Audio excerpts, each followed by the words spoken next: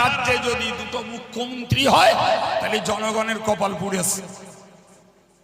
কথা বলছেন না, দেখছেন না যে কেন্দ্র পশ্চিমবঙ্গটা নেওয়ার জন্য কত রকমের ক্যাপাকাইটি করে বেড়াচ্ছে, আর রাজ্য তার রাজ্যটা দখলে রাখার জন্য এও কত রকমের প্রসেসিং অবলম্বন করছে।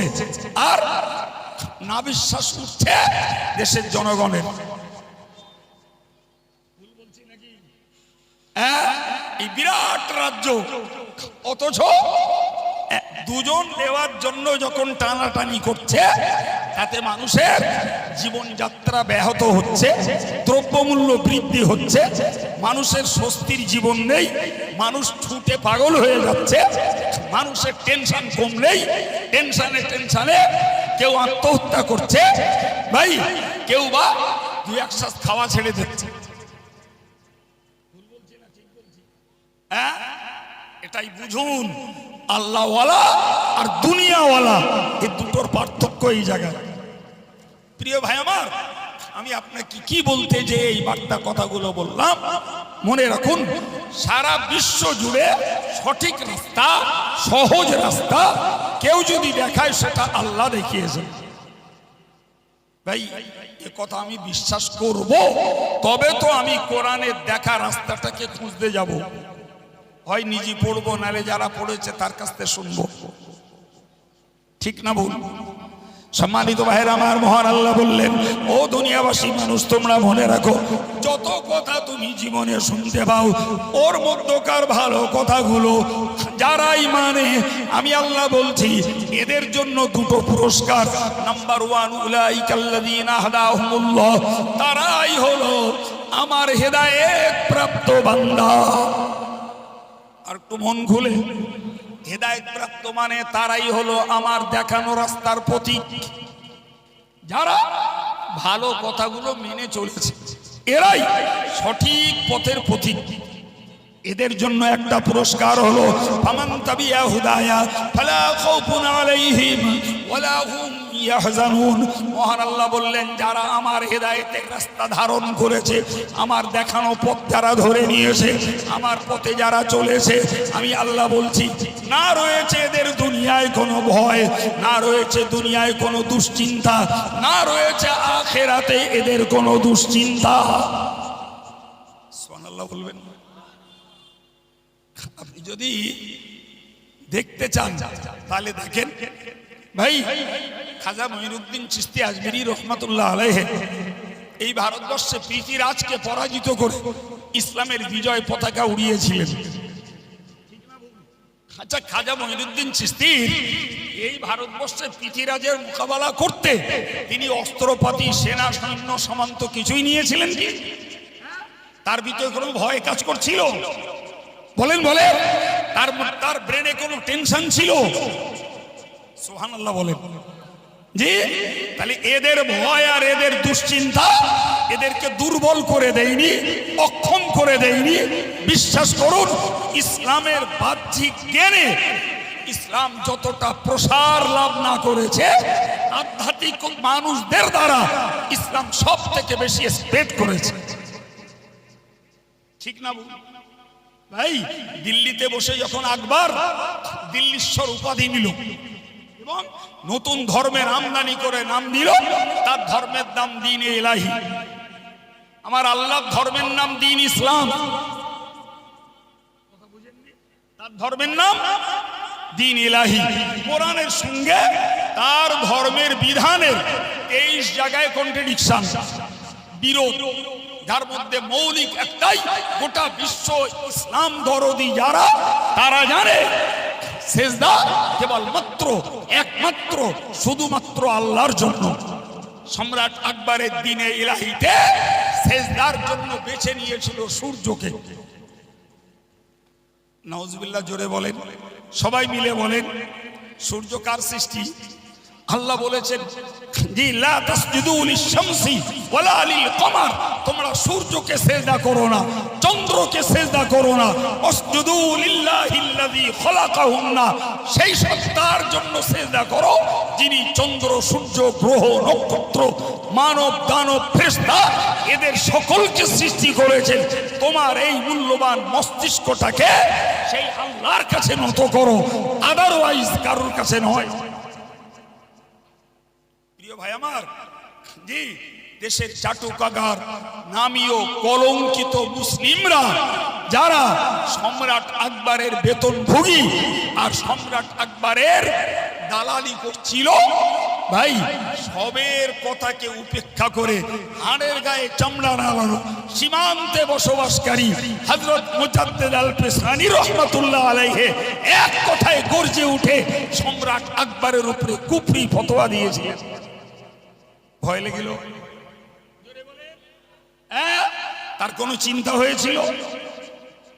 যারা আল্লাহর হেদায়েতের রাস্তায় চলে এদের ভয়ও লাগে না, চিন্তাও হয় না। সুবহানাল্লাহ। জি প্রিয় ভাইরা আমার, দেশের কথা একটা কথা বলে জানেন তো, হাতি মরলেও লাগ, বাঁচলেও লাগ। কেন বলে তা জানি রে বাবু, তবে শুনেছি যে হাতির দাঁত নাকি মরার পরেও লাখ লাখ টাকায় বিক্রি হয়। এই জন্যই বলে হাতি মরলেও লাখ, বাঁচলেও লাখ। আরে বাবু, ইমানদার যে লোকটা হয়েছে সে ভারতে মরবে না সৌদিতে মরবে না আমেরিকায় মরবে না চীনে মরবে, ওটা তার কাছে পরোয়া নয়। তার কাছে একটাই জিনিস, ঈমান সহ মরণ হলে আমার মৃত্যুটা আমার জন্য কল্যাণকর। তার ভয় কিসি? ইংরেজ সরকার যখন বাল্য বিবাহ চালু করছিল এই ভারতবর্ষে, দিল্লি তখন ভারতের, কলকাতা তখন ভারতের রাজধানী, ইংরেজ সরকার আইন করছিল বাল্য বিবাহ চলবে না, চলবে না, বাল্য বিবাহ নিষিদ্ধ আইন আনলো পার্লামেন্টে। অথচ আমার রাসূলুল্লাহ হযরত আম্মা জান আয়েশা সিদ্দিকা রাদিয়াল্লাহু আনহার সঙ্গে বিবাহ করেছেন 6 শেষে অথবা 7 বছরের শুরুতে। কে বিবাহ করেছেন? রাসূলুল্লাহ। কাকে? আবু বকর সিদ্দিকের কন্যা আয়েশাকে। বয়স তখন আয়েশার 6 শেষ অথবা 7 শুরু। এরপরেও 3 বছর তার পিতৃলয়। 9 বছরের মাথায় আয়েশা রাসূলুল্লাহর সংসার করতে গেছেন। জি রাসূল যখন ইন্তেকাল করছেন, জি আম্মা জান আয়েশার বয়স যখন 18, একজন পূর্ণ যুবতী। অথচ তিনি হলেন ওয়াজওয়াজুহু উম্মাহাতুহুম, নবীর বিবিরা तमाम বিশ্ব মুমিনের মা। জোরে বলেন ওয়ালা তানকিহু আবাদা, মায়ের সঙ্গে কোশ্চিন কালেও সন্তানের বিবাহ হয় না। মা আয়েশা রাসূলুল্লাহকে হারিয়েছেন 18 বছরের পূর্ণ যুবতী অবস্থায়, কিন্তু রাসূলুল্লাহ লক্ষ লক্ষ সাহাবী আম্মা জান আয়েশাকে কেউ বিয়ের প্রস্তাবটাও দিতে পারেননি, কারণ কোরআন ওটাকে হারাম ঘোষণা করেছে। আমার বলার উদ্দেশ্য, তাহলে রাসূলুল্লাহ, জি রাসূলুল্লাহ 51 বছর পরে বয়সের পরে যে 6 বছরের মেয়েকে বিয়ে করছেন, তাহলে বাল্য বিবাহ ইসলামে অনুমোদিত। ইংরেজ সরকার যখন বলল বাল্য বিবাহ নিষিদ্ধ, ফুরফুরা পীর সাহেব কেবলা কলকাতার মনুমেন্টের ময়দানে মুসলিম জনসমাবেশ ঘটিয়ে বলেছিলেন, আবু বকরের এক হাতে কোরআন আর এক হাতে হাদিস, যদি ইংরেজ সরকারের আইন কোরআন হাদিসের পক্ষে আসে আবু বকর মেনে নেবে, যদি কোরআন হাদিসের বিপক্ষে চলে যায় হয় ভারতবর্ষে থেকে জিহাদ করবে, অন্যথায় এখান থেকে হিজরত করে যেখানে গেলে ইসলামটাকে সুচারুরূপে সুনিপুণভাবে আমল করা যায় সেখানে চলে যাবে। কিসের ভয় লেগেছিল? কোন টেনশন যে আমি আবু বকর, জি আধ্যাত্মিক জগতের লোক, এত বড় কথা বলবো দেশের রাষ্ট্রক্ষমতার, রাষ্ট্রীয় ক্ষমতার বিরুদ্ধে, তারা যে কোনো অবস্থাতে আমার বিরুদ্ধে কোনো আইন জারি করতে পারে। আমি বুঝাতে চাইছি কোরআনের এই অংশটুকু। ফামান তাবিয়া হুদায়া, আমার আল্লাহ বললেন যারা আমার দেখানো রাস্তায় চলে, আমার দেখানো রাস্তায় যারা জীবন প্রতিষ্ঠিত করে, ফালা খাউফুন আলাইহিম, দুনিয়া এবং আখিরাতে এদের ভয় নাই, ওয়ালা হুম ইয়াহজানুন, দুনিয়া এবং আখিরাতে কোথাও এদের চিন্তা নাই। এ ভাইরা আমার, তাহলে যদি দুনিয়া আখিরাতে নিশ্চিন্ত হতে হয়, দুনিয়া আখিরাতে নির্ভীক জীবন যদি লাভ করতে হয়, কোরআন তার একটাই রাস্তা দেখিয়েছে যে আমি আল্লাহর ঘোষিত বর্ণিত যে পথগুলি, তোমরা ওই পথটা ধারণ করে চলো। জি, বিশ্বাস করুন, আজকের আমরা যদি মুসলিম সমাজটাকে মূল্যায়ন করি তো রীতিমতো দেখতে পাবো জি শতকরা 30% মুসলমান যদি আল্লাহ দেখানো রাস্তায় চলে, 70% মুসলমান নারী পুরুষ প্রকৃত অর্থে আল্লাহর রাস্তায় চলছে না। খুব একটা ভুল বলিস বলে মনে হয় না জি। 100 জনের মধ্যে 30 জনকে সত্যকারের আল্লাহর পথে খুঁজে পাওয়া যেতে পারে, বাকি 70 জনকে পাওয়া যাবে খিচুড়ি মার্কা। হ্যাঁ, তাহলে এদের ভয়, এদের চিন্তা থেকে মুক্তি আল্লাহ কেমনে দেবে? কেমনে দেবে? এরা কবে কনসাস হবে, সজাগ এরা কবে হবে? বাবা প্রিয় ভাইরা আমার, আমি কি বলতেছিলাম? আল্লাহ বললেন যারা ভালো কথাগুলো কাজে লাগায় এদের ভয়ও নাই, চিন্তাও নাই। সম্মানিত ভাইরা আমার, আমি আপনাকে বললাম যারা ভালো কথাগুলোকে কাজে লাগাবে, মহান আল্লাহ এদের দুটি পুরস্কার বলেছেন। একটি বললাম এরাই হলো হেদায়েত প্রাপ্ত বান্দা, দ্বিতীয়টি আল্লাহ বলেছেন ও উলাইকা হুম উলুল আলবাব,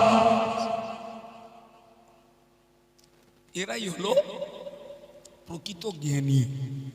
সুবহানাল্লাহ বলেন, আরেকবার বলেন।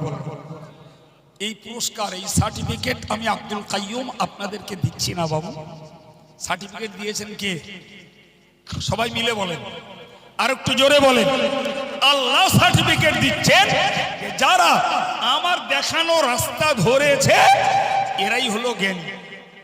এখন এদেরকে আমরা সার্ভে করে দেখছি যে এরা 3 পাস, 4 পাস, 5 পাস, এরা খেটে খাওয়া দিন মজদুর, এরা পরে লেবার, এরা চাষি। জি, এই টাইপের সমাজের অনুন্নত মানুষ বেশি। ঠিক বলছি না ভুল বলছি? হ্যাঁ, সমাজের অনুন্নত, অশিক্ষিত এবং অর্থশূন্য মানুষরাই বেশি ধর্মের প্রতি আকৃষ্ট। আমার আল্লাহ বললেন যারা আমার রাস্তাটা ধরেছে এরা জ্ঞানী। এরা কি? জ্ঞানী। এখন আমাকে ভাবতে হবে যে আমি এই আধুনিক ব্যক্তিদের কাছ থেকে জ্ঞানের সার্টিফিকেট নেব না আল্লাহর কাছ থেকে নেব? জি, এখন যদি মনে হয় যে আল্লাহর সার্টিফিকেটটাই আমার জন্য অ্যাপ্রোপ্রিয়েট, আল্লাহর দেওয়া সার্টিফিকেটটাই আমার জন্য যথা উপযুক্ত, তাহলে আমি দুনিয়া থেকে কবরে যে সার্টিফিকেট নেব না, দুনিয়ায় বেঁচে থেকে সেই সার্টিফিকেটটা দখল করব। ঠিক না ভুল? হ্যাঁ, একটু ভেঙে চুরে বুঝুন তো কেমন দেখায়। একজন গরিব মানুষ যে কোনো পর্যায়ে সংসার যাত্রা নির্বাহ করছে, টাইমলি নামাজ পড়ে, রোজা রাখে, জিকির করে, তসবিহ পড়ে, সদকা দেয়, ফিতরা দেয়, দান দেয়, আর সে ব্যাড সাইডে সুদ থেকে বাঁচে, গান থেকে বাঁচে, তাস থেকে বাঁচে, জুয়া থেকে বেঁচে, জি মিথ্যাচারিতা থেকে বেঁচে তার জীবনটাকে সে রক্ষা করেছে। ভাই, এই লোকটা আল্লাহর কাছে জ্ঞানী। হয় রাজ একজন লোক হায়ার এডুকেটেড, অনেক উচ্চ শিক্ষিত, বড় সার্ভিস হোল্ডার, অনেক টাকার বেতনে চাকরি করে, লোকটার কাছে ঈমান নাই, লোকটার কাছে আমল নাই। ভাই, জাগতিক দৃষ্টিতে তিনি জ্ঞানী, তিনি শিক্ষিত, তিনি বুদ্ধিজীবী, তিনি চাকরিজীবী, তিনি অর্থশালী, অথচ ঈমান আর আমলের অভাবে ওই লোকটা আল্লাহ পাকের কাছে জ্ঞানী বলে বিবেচিত নয়। বরং কোরআন থেকে আমি আপনাকে শোনাবো, ওই লোকটাকে আমার আল্লাহ পাক বলেছেন নিকৃষ্ট। আল্লাহ কি বলেছেন জোরে বলেন? নিকৃষ্ট। হোক না সে আমেরিকার প্রেসিডেন্ট, হোক না ভারতের প্রাইম মিনিস্টার, হোক না বাংলার সিএম, হোক না কেন ফ্রান্সের ম্যাক্রো, জি হোক না কেন পুতিন, যেই পারে হোক, দেখার দরকার নেই আমার কাছে কোরআন যে কোরআন বলছে যে লোকটার কাছে ঈমান নাই অথবা ঈমান আছে আল্লাহর হেদায়েত তার কাছে নাই, এই লোকটা আল্লাহ পাকের নিজস্ব উক্তিতে ওই লোকটা নিকৃষ্ট।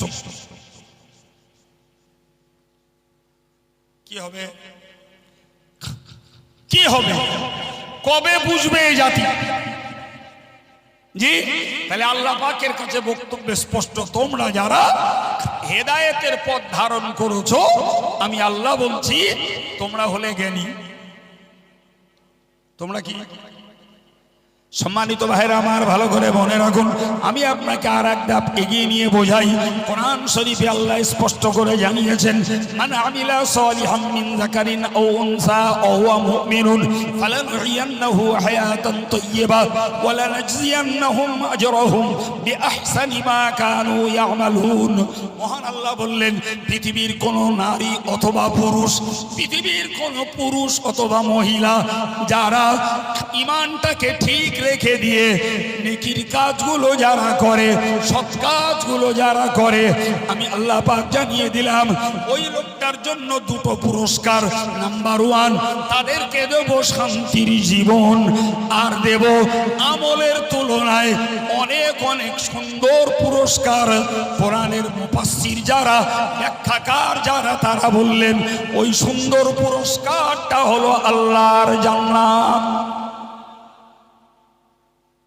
কি করতে হবে? ঈমানটা ঠিক রেখে দিয়ে নেকির কাজগুলো করতে হবে। যে পুরুষ যে মহিলা যিনি করবেন তার জন্য পুরস্কার পৃথিবীতে শান্তির জীবন, আর পরকালে তার জন্য জান্নাত। আচ্ছা বলেন তো বাবু, কোরআনের ওয়াদা, আচ্ছা আল্লাহ থেকেও ওয়াদা পূরণকারী, সত্য পূরণকারী আর কেউ আছে? জি আর কেউ নেই। কোরআনই বলেছে, ওমান আওফা বিআহদিহি মিনাল্লাহ। কে আছে পৃথিবীতে যে আল্লাহর থেকেও খাঁটি ভাবে, সত্য ভাবে ওয়াদা পূরণ করতে পারে? এর জবাব হলো কেউ নেই। আল্লাহর ওয়াদা ওভার 100% নির্ভেজাল, সত্য, এবং সত্যভাবে ওই ওয়াদা পূর্ণ হওয়ার যোগ্য। জি সেই আল্লাহর ওয়াদা, তোমরা ঈমানটাকে ঠিক রেখে দিয়ে নেকির কাজ করো, আমি আল্লাহ ওয়াদা করছি তোমাদের শান্তির জীবন দেব। শান্তির জীবন দেওয়ার মালিক কে? মুখস্থ করুন। শিক্ষায় শান্তি নেই, রাজনীতিতে শান্তি নেই, বিপুল অর্থে শান্তি নেই, নেতৃত্বে শান্তি নেই। শান্তি যদি থেকে থাকে সেটি কেবলমাত্র আল্লাহর হুকুমের গোলামির মধ্যে। জি যে ভোগ করছে সে বুঝে। কথা বুঝতে পারেননি ভাই? আমি রসগোল্লার গুণাগুণ বললাম, আপনি সকালবেলা খবরের কাগজ খুলে রসগোল্লার অ্যাড পেলেন, অ্যাড সেই রকম মোটা মোটা করে রসগোল্লা নয়, রাজভোগ আঁকানো আছে। এখন কোন বোকা বব্বর যদি ওই কাগজটা চাটে, ও কি রসগোল্লার মজা পাবে গা? তাহলে অ্যাড চেটে মজা পাওয়া যাবে, অ্যাড চেটে মজা পাওয়া যাবে না। যদি রসগোল্লার মজা পেতে হয় মেহনতের পয়সা দিয়ে কিনে খাওয়া লাগবে। সুতরাং আল্লাহর দিন পালন করলে, আল্লাহ পাকের হেদায়েতের রাস্তায় জীবন প্রতিষ্ঠিত করলে যে মজা, যে তৃপ্তি, ওটা শুধু আব্দুল কাইয়ুমের কাছ থেকে শুনেই পাওয়া যাবে না বাবা, বরং যারা ওই পথের পথিক হয়েছেন, মজাটা পেতে গেলে সেই পথের পথিক তো আমায় হওয়া লাগবে, তবে তো মজা পাবো।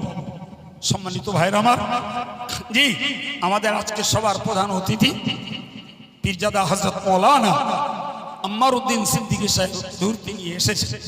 আমি কোনো সিগন্যালও বুঝিনি, জি, এবং তিনি খুব নিরীহ সাদা সিধা ভাবেই চলেন, এটা আমি অনেকবার দেখেছি। যাই হোক, নীরবে তিনি স্টেজে উঠে পড়েছেন। আমি তাকে সম্মান জানিয়ে একটু তাকবীর ধ্বনি দিই। নারে তাকবীর, নারে তাকবীর। औलादे मुजद्दिद ज़मान पीरजादा हज़रत मौलाना अम्मार उद्दीन सिद्दीकी साहेब मुत्तज़िल्लुहुल आली सिलसिला मुजद्दिद ज़मान ऑल इंडिया सुन्नतुल जमात नारे ताकबीर। সম্মানিত ভাইরা, যে পর্যন্ত বলেছি আমি ইনকমপ্লিট কথা রাখিনি, যদিও আরো বাড়লে সাবজেক্ট ছিল সামনে, তবে যতটুকু বলেছি অবোঝার কিছু রেখে কথা শেষ করিনি। ভাই, যেহেতু উনি স্টেজ নিয়েছেন, এরপরে কথা বলাটা অবশ্যই বেয়াদবি, সুতরাং আমি আদব রক্ষার্থে আমার যে পর্যন্ত কথা হয়েছে ওই পর্যন্ত কথাকে ইতি টানছি। তেনার কাছ থেকে জ্ঞানগর্ভ কথা ইনশাল্লাহ আপনারা শুনতে পাবেন।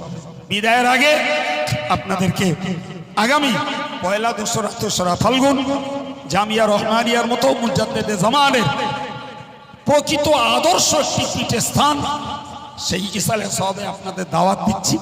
আর সঙ্গে একটু অনুরোধ করছি, নরমালে যে যা দান দেন দেবেন, পারেন যদি এই প্রতিষ্ঠানটার খিদমতের খাতায় নাম রাখার জন্য একটা করে বাৎসরিক সদস্য হবে, এই দাবি এবং দাওয়াত দিয়ে হুজুরের কাছে মাইক ছেড়ে নিজে দোয়ার কামনা করে অযোগ্য হয়েও আপনাদের জন্য দোয়া রেখে বিদায় নিলাম। ওমা আলাইনা ইল্লাল বালাগ। আসসালামু আলাইকুম।